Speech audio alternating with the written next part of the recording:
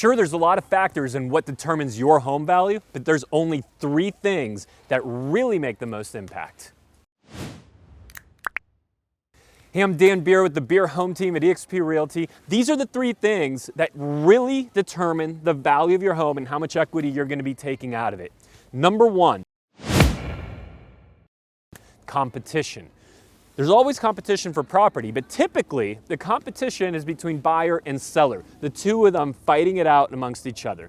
Buyer focused on what the seller want, what's the best price I could get, what offer should I make to get the best value. Well, the number one factor here is you have to take the attention from the buyer away from you as a seller and instead pin buyer versus buyer. Creating a buyer versus buyer environment where you take control of the sale and have them fight it out amongst each other is the number 1 thing. Number 2,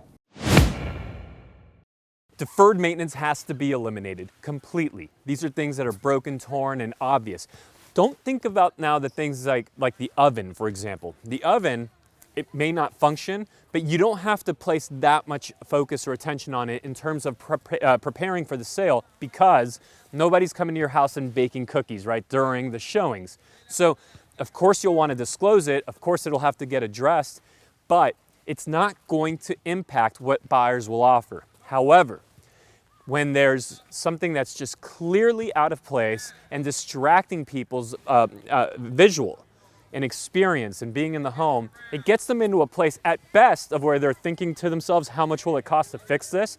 Plus, it starts to get worse from there because of course they start to wonder what else in the house doesn't work, what else hasn't been taken care of. And so it ultimately ends up costing you a lot more than had you just taken care of it.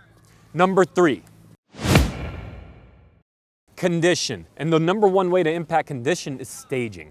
A lot of people, it's interesting, I'll go to someone's house and they'll say, you know, I'm thinking about maybe fixing up this bathroom here or doing something with the, the kitchen counter over there.